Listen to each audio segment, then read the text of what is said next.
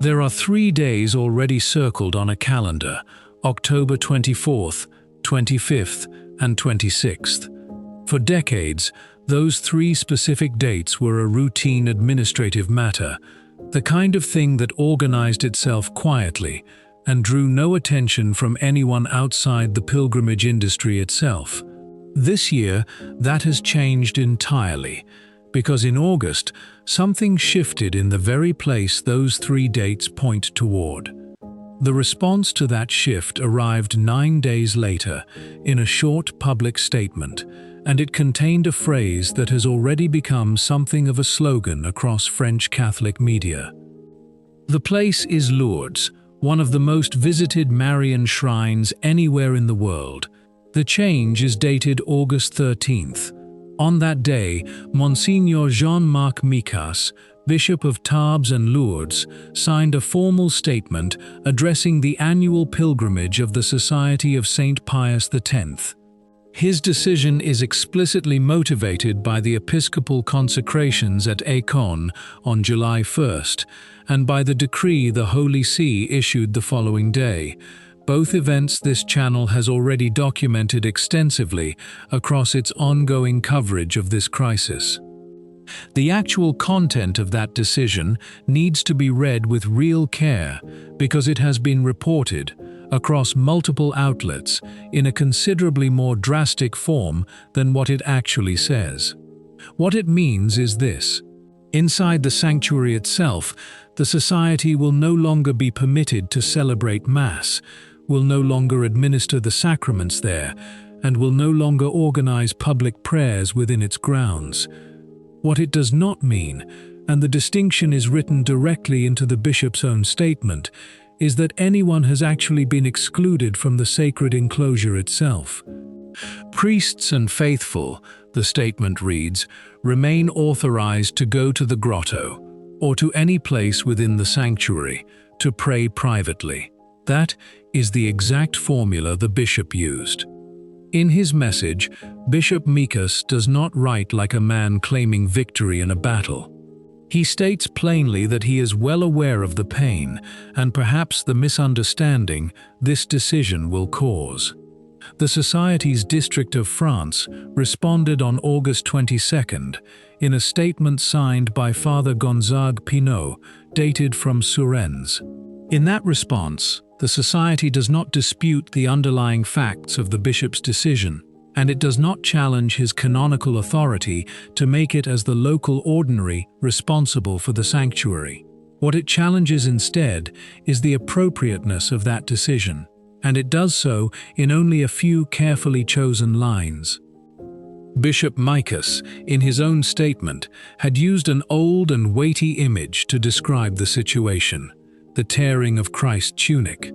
A reference this channel notes draws directly on the Gospel account of the seamless garment divided at the crucifixion, traditionally read as a symbol of the Church's own unity. Father Pinot, for his part, opens his response by speaking of exactly the same 2 words the bishop had already anticipated in his own text: pain and incomprehension. Where the bishop had closed his own statement by invoking Our Lady of Lourdes to come to everyone's aid, using a formula that excluded no one involved, the Society does not close its own response with an invocation. Instead, it announces something concrete. It states, unconditionally, that it will continue coming to Lourdes every single year, regardless of the new restrictions. The comparison the Society chooses to explain that commitment is precise, and it deserves to be understood carefully, because it is not accidental or offered casually. Like going on pilgrimage to Rome during Jubilee years, the statement reads, what this comparison actually establishes is a specific theological claim, that a pilgrimage's legitimacy does not depend on who happens to open or close a particular door at a particular sanctuary, but on the place itself and on the one who dwells there. The specific phrase now circulating most widely across French Catholic media, however, is a different one, the line that closes the Society's entire argument. "Our Lady does not deserve to be abandoned," writes the district superior, despite the obstacles. The bishop, for his own part, had not written a single line about the future in his statement. His text addressed only the present, and specifically the physical perimeter of the sanctuary itself, and it stopped there deliberately. The Society, by contrast, puts the future directly onto paper, and does so in the simplest way possible, by publishing a calendar bearing 3 specific dates. Where the bishop's text concluded by asking Our Lady of Lourdes to come to the rescue of everyone involved without distinguishing between the parties, the Society's own statement ends instead with a commitment. And the distinction between asking for help and committing to return is precisely where these two documents genuinely diverge from one another. The practical reality remains exactly what the bishop established, and the Society does not pretend otherwise anywhere in its own text. The faithful will be there in October, but the pilgrimage will no longer be able to take the same public form it took in previous years. No Mass inside the sanctuary itself. No organized processions through its grounds. No communal prayers held within the enclosure. In its own statement, however, the Society adds a further point of comparison, and here it needs to be stated with real precision exactly who is actually making this specific claim. This channel is not making it. The Society itself is making it in its own published statement, and it concerns a separate pilgrimage, the very same sanctuary hosted the previous year. That earlier pilgrimage was explicitly interreligious, bringing Christians and Muslims together, and it took place at Lourdes from October 18th through 21st, 2025. What can actually be independently verified is that this specific initiative was included in the sanctuary's own official calendar for that year, and that it took place in the direct presence of Bishop Pius himself. The pilgrimage was titled "Together with Mary," with a subtitle describing it as a journey of Christian and Muslim pilgrims of hope. Its program included a meeting, open to the general public, held inside the sanctuary's own Notre Dame chapel, featuring testimonies, scripture readings, songs, and shared prayer.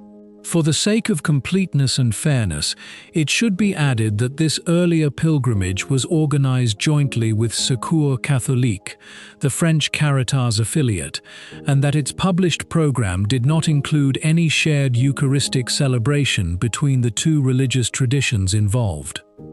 This specific comparison, then, is materially accurate, and those making it, in this case the Society itself, are working from publicly available and independently verifiable data rather than from rumor or exaggeration. But what this comparison actually demonstrates, and what it does not demonstrate, needs to be explained with the same care this channel has applied to every documented claim across its ongoing coverage this year. The two events are not canonically equivalent, and treating them as though they were misses an important and genuinely relevant distinction.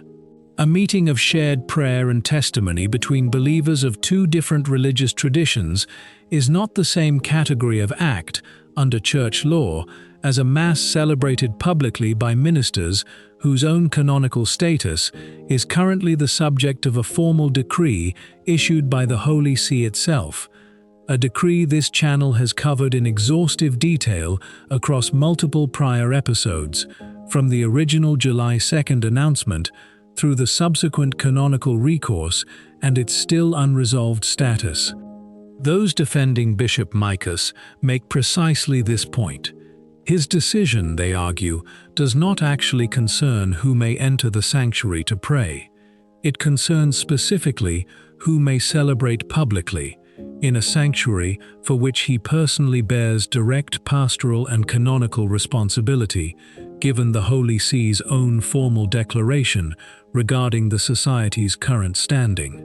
Those supporting the society respond that the criterion applied here, however technically coherent it may be on strict canonical grounds, produces a practical outcome the ordinary faithful genuinely struggle to understand and reconcile.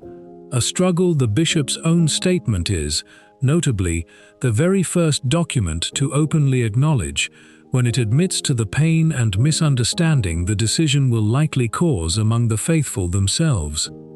There is also a specific technical and canonical question that has surfaced repeatedly in recent days, and it needs to be explained with real precision here, because it has been circulating in a badly garbled form across social media and some less careful outlets. The Holy See's original decree declaring the excommunications is dated July 2nd. On July 11th, as this channel documented in an earlier episode, the Society's General House filed a preliminary canonical recourse against that decree.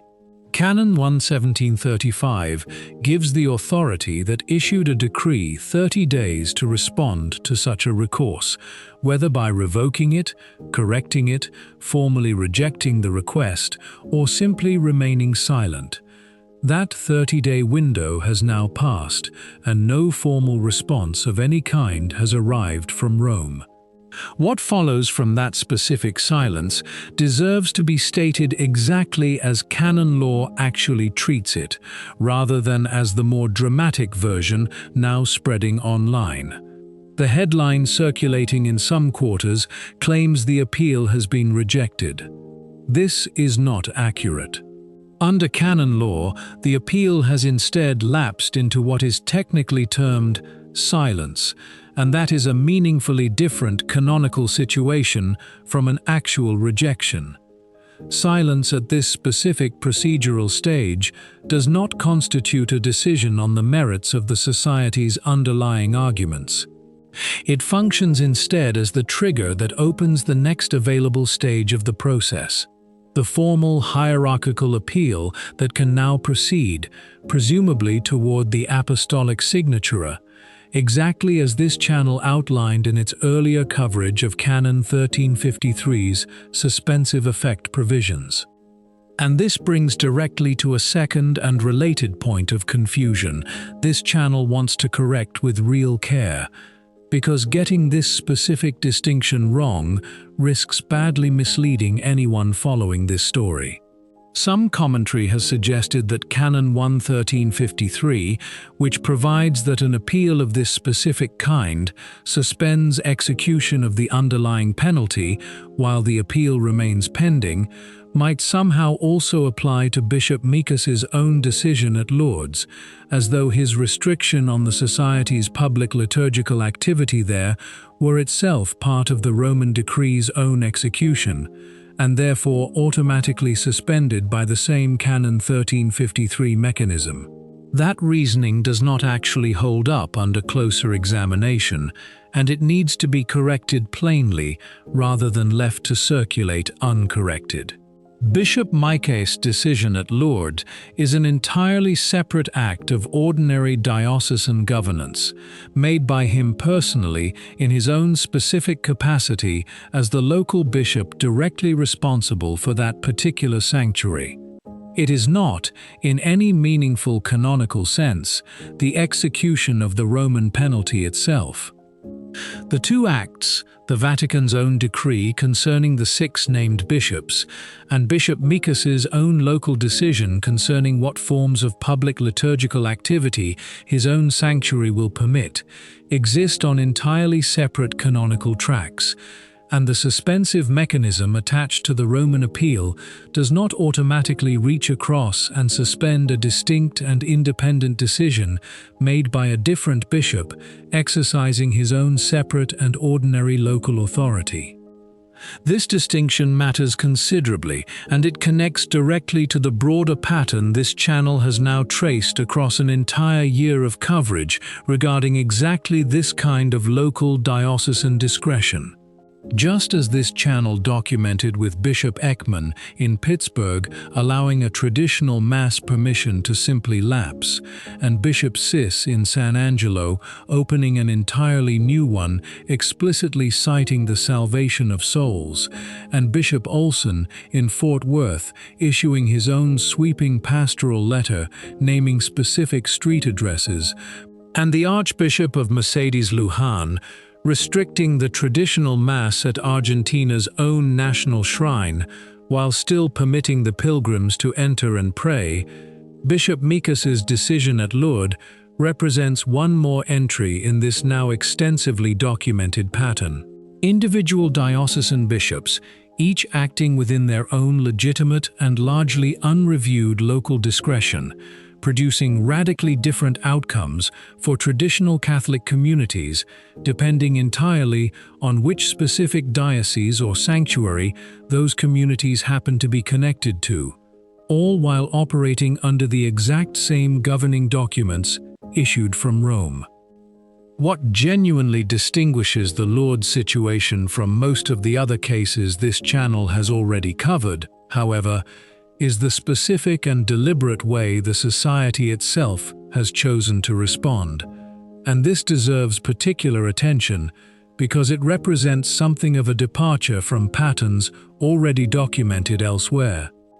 In Pittsburgh, this channel noted a certain quiet resignation attached to the diocese's own decision, with the traditional Mass simply relocating to non-diocesan venues without much public confrontation. In Fort Worth, the response came through formal canonical channels, tribunal proceedings, and structured written rebuttals. At Lourdes, the Society's response takes a considerably more publicly declarative form. It is not framed primarily as a canonical argument at all. It is framed as a theological and Marian one, built around the specific comparison to Jubilee pilgrimages to Rome, a comparison chosen precisely because it grounds the pilgrimage's own legitimacy not in any bishop's administrative permission, but in something the Society regards as considerably more fundamental and considerably less revocable, the sanctuary's own sacred character and Our Lady's own presence there. This specific theological move is worth examining carefully on its own terms, separate from the broader canonical dispute surrounding the Society's overall status. The comparison to a Jubilee pilgrimage to Rome is a considered and deliberate one, because a Jubilee pilgrimage's spiritual efficacy has traditionally been understood within Catholic tradition to flow from the sacred character of Rome itself and from the specific graces attached to the Jubilee year by papal decree, rather than from any individual bishop's ongoing administrative permission for a specific pilgrim group to enter on a specific date. By invoking that same framework for Lourdes, the Society is making an implicit but genuinely serious theological claim that Our Lady's own apparitions there in 1858 and the sanctuary's resulting sacred character exist independently of and are not contingent upon any particular bishop's current administrative decisions regarding who may celebrate what within its grounds. This is not a claim this channel can adjudicate definitively, since it touches on genuinely contested questions about the relationship between a sanctuary's spiritual character and the ordinary diocesan authority that governs it canonically. But it deserves to be understood as a serious theological argument in its own right, rather than simply as defiant rhetoric dismissed without engagement. The comparison to the Interreligious pilgrimage from October 2025 functions somewhat differently within the Society's overall argument, and it is worth being precise about exactly what work that comparison is actually doing. As already established, the two events are not canonically equivalent, and the Society's own statement does not appear to claim that they are. What the comparison actually accomplishes, read carefully, is considerably narrower and more specific. It is not an argument that the interreligious gathering should itself have been restricted in the same way the Society's own Mass has now been restricted. It is, instead, an argument about proportion and consistency in how the sanctuary's own administrative discretion has been exercised across these two very different cases. Precisely the same kind of double-standard argument this channel has already examined at length in its earlier coverage of the China versus SSPX comparison, and again in its coverage of Cardinal Sarah's own remarks regarding the Peru Pachamama ceremony this channel documented in its immediately preceding episode. Whether that specific comparison is ultimately persuasive depends considerably on which underlying framework a given observer applies to the question. Those who regard the Society's own canonical situation as the single most relevant and determinative factor will likely find the comparison to an interreligious gathering largely irrelevant, since the two situations differ in kind rather than merely in degree, one being a matter of formal ecclesial discipline and the other being a matter of ordinary interreligious dialogue that carries no comparable canonical weight. Those who regard the broader pattern of institutional treatment across different communities as the more relevant lens, exactly the lens this channel applied throughout its coverage of the China SSPX disparity earlier this year, will likely find the comparison considerably more persuasive as evidence of a genuine and recurring asymmetry in how different forms of liturgical and quasi-liturgical activity are treated by the same sanctuary and, in some cases, the very same bishop. What remains true regardless of which framework any individual viewer ultimately applies is the specific and verifiable practical reality both documents themselves actually establish, without either side disputing it. The Society's pilgrims will indeed be present at Lourdes in October, exactly as they have been for decades. But the specific public form that presence will take has now genuinely changed, and neither side pretends otherwise in their own published statements. No Mass will be celebrated within the sanctuary's own enclosure. No organized procession will move through its grounds under the Society's own banner. No communal prayer service will be held openly within its walls under Society auspices. What remains available, and what Bishop Micas's own statement explicitly preserves, is private prayer at the grotto itself, exactly the same access afforded to any other individual pilgrim regardless of their own particular ecclesial affiliation or canonical standing.